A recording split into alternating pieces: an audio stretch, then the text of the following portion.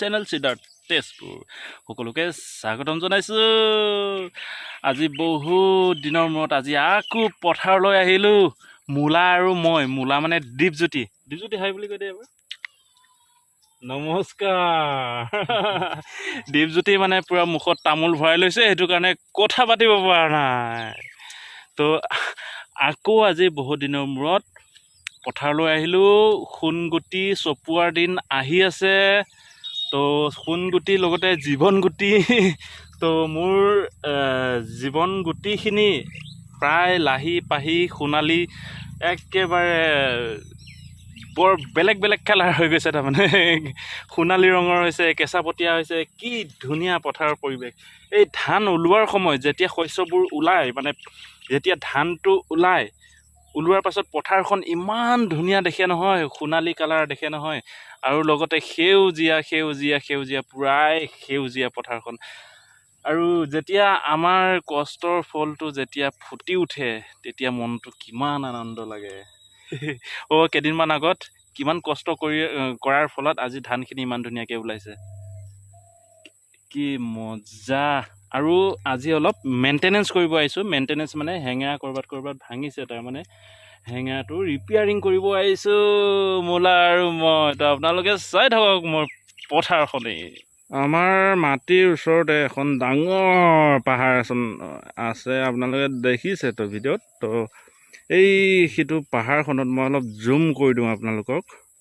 সেই পাহাৰখনত তাৰমানে এটা ঝৰ্ণা আছে বোলে। ঝৰ্ণাত কেতিয়াবা যাবলৈ চেষ্টা কৰিম। শুনি আছোঁ বহুতে গৈ আছে ঝৰ্ণাত, কিন্তু মই আজিলৈকে যোৱা নাই। ট্ৰাই কৰিম কেতিয়াবা যাবলৈ কাৰণে। সৰু এটা মিনি ঝৰ্ণা এটা আছে বোলে, তো তাতে যাবলৈ চেষ্টা কৰিম। তো একেবাৰে সিটো ছাইডে লেফ্ট ছাইডে যিটো পাহাৰৰ ডাউন ছাইড আছে, য'ত অলপ ধোঁৱা ওলাই আছে, সেইখিনিতে আমাৰ বৰ্তা এজনৰ ঘৰ হয়, মোৰ নিজৰ দেউতাৰ ককায়েকৰ ঘৰ। তো তাতো যাম। পাহাৰৰ একেবাৰে তলত এডভেঞ্চাৰ টাইপ ভিডিঅ'টো হ'ব, আৰু লগতে পাহাৰৰ যিটো মানে ঝৰ্ণা আছে, ঝৰ্ণাটো দেখুৱাবলৈ চেষ্টা কৰিম। তো বেলেগে গৈ আছে পূজা চাবলৈ, তো আমি বহি আছোঁ পথাৰত। ইফালে মূলাই পুৰা জোৰদাৰ কাম কৰি আছে ন মূলা? আমাৰ পূজা চাবলৈ সময় নাই। এতিয়া যদি কামখিনি এৰি পেলাই যদি পূজা চাই থাকোঁ, আৰু বেলেগ পূজা গ'লে আৰু বেলেগ সময় নাপাওঁ এনেকৈ কাম কৰিবলৈ কাৰণে। সেইটো সময় থাকোঁতেই পথাৰলৈ আহিছোঁ কাম দুটামান কৰি যাওঁ বুলি। এইটো ৰাইট ছাইডে পাহাৰৰ একেবাৰে কিনাৰত তাত এটা প্ৰকাণ্ড তাৰমানে আহঁত গছ এজোপা আছিলে। তো সেই আহঁত গছত এজন সাধু বাবা আছিলে। তো সাধু বাবাজন সেই গছৰ খুৰুঙতে কত বছৰ কাল কটাই আছে, এতিয়াও আছে বৰ্তমান। কেতিয়াবা যদি সিটো ছাইডে যাওঁ, তেনেহ'লে আপোনালোকক দেখুৱাবলৈ চেষ্টা কৰিম তেওঁ কেনেকৈ এটা গছৰ খুৰুঙত তেওঁ বসবাস কৰি পেলাই ইমান দিন জীয়াই আছে। এটা ৰহস্যৰ কথা আপোনালোকক দেখুৱাবলৈ চেষ্টা কৰিম যদি সিফালে যাওঁ।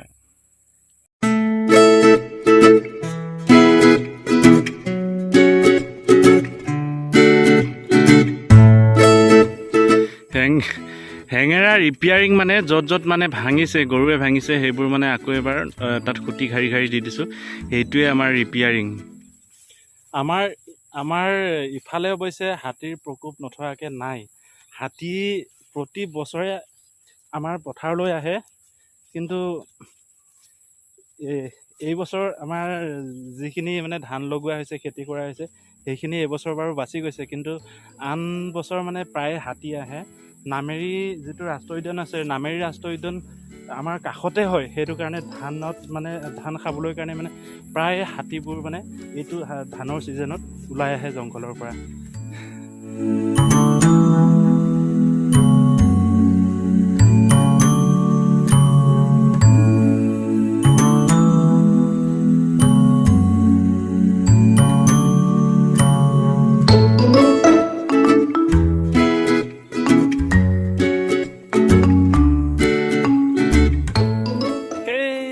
সিফালে মূলাই কাম কৰি আছে। মই পথাৰখন অলপ ঘূৰিলোঁ, ধান কেনেকুৱা হৈছে, কি কথা, এইবিলাক অলপ চালোঁ। বৰ্তমান এই আগৰ কেডৰা মানে বহুতেই ভাল ধান হৈছে, আৰু এই কেডৰা য'ত মানে কঠীয়া পেলাইছিলোঁ, সেই কেডৰাত মানে প্ৰতি বছৰে ধান ইমান ভাল নহয়েই। তো এইখিনি ভালেই হোৱা নাই তাৰমানে। আমাৰ খেতি পথাৰখন যিহেতু নামেৰি ৰাষ্ট্ৰীয় উদ্যানৰ ওচৰত হয়, সেইটো কাৰণে ইয়াত হাতী প্ৰতি বছৰে আহি থাকে। সেইটো কাৰণে ইয়াতে তাঁৰ বান্ধি দিয়া হৈছে, মানে এইটো এলুমিনিয়ামৰ তাঁৰ যিটো সাধাৰণতে পোৱা যায়, সেইটো ইয়াতে বান্ধি দিয়া হৈছে আৰু লগতে বটল ওলমাই থৈ দিয়া হৈছে, যাতে দূৰৰ পৰা দেখিলে চিনি পাব পাৰে ইয়াত যে জাটকা লাইন আছে বুলি। তো এনেকুৱা যদি তাঁৰ বান্ধি দিয়ে তো তেতিয়া হাতীবোৰ মানে অনিষ্ট নকৰে আৰু পথাৰত নোসোমায় আৰু তেতিয়া।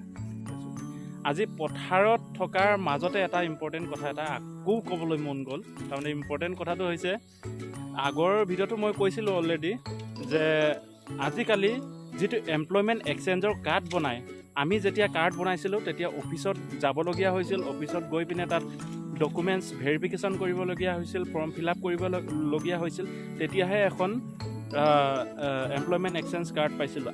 মই যিহেতু তেজপুৰৰ হয়, মোৰ এমপ্লয়মেণ্ট এক্সচেঞ্জ অফিচখন তেজপুৰত অৱস্থিত, হাজাৰাপাৰ চানমাৰি, তেজপুৰ চহৰৰ ওচৰতে অৱস্থিত। তাত গৈ পিনে আমি এমপ্লয়মেণ্ট এক্সচেঞ্জ কাৰ্ড ওলাইছিলোঁ। কিন্তু এতিয়াৰ পৰা আপোনালোকে এমপ্লয়মেণ্ট এক্সচেঞ্জ অফিচলৈ যাব দৰকাৰ নাই আৰু। এতিয়া কামবোৰ খুব সহজ হৈ পৰিছে। তাৰমানে সহজ মানে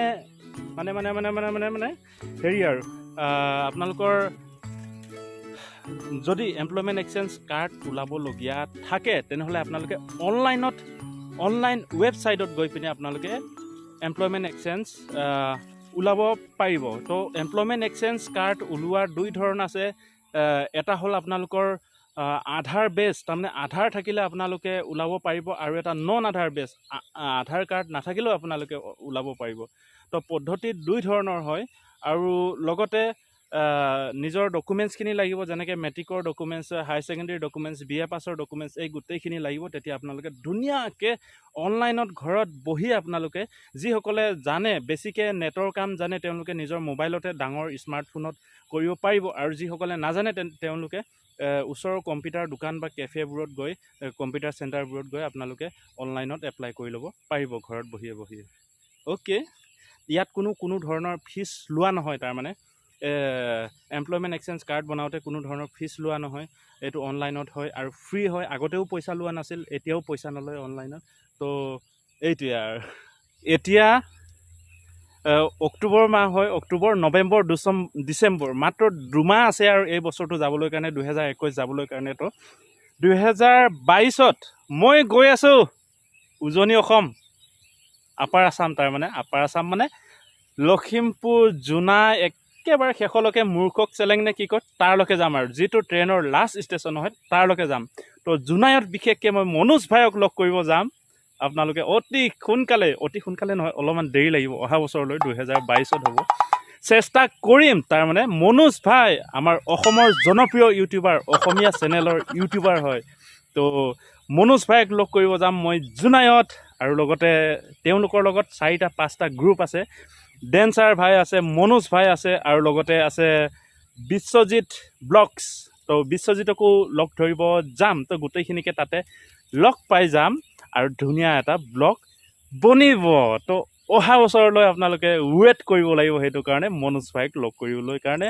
আৰু মনোজ ভাইৰ লগত গোটেই জোনাইখন মনোজ ভাইৰ লগত ঘূৰিম আৰু ধুনীয়া এটা ব্লগ বনাম। অ'কে, আপোনালোকে অপেক্ষা কৰক 2022লৈ। এতিয়া ৰাখোঁ আৰু। বহুতখিনি ডাইলগ দিলোঁ, পথাৰ দেখুৱালোঁ, পূজা চাব নোযোৱাকৈ কাম কৰিব আহিলোঁ, বহুতখিনি ত্যাগ দিলোঁ। অ'কে, এতিয়া যাওঁ আৰু। আপোনালোকে যদি ভিডিঅ'টো ভাল পায় তেনেহ'লে লাইক, কমেণ্ট, শ্বেয়াৰ, ছাবস্ক্ৰাইব কৰিবলৈ নাপাহৰিব। আৰু যিসকল মোৰ নতুন বন্ধু আহিছে তেখেতসকলে ছাবস্ক্ৰাইব কৰি দিব।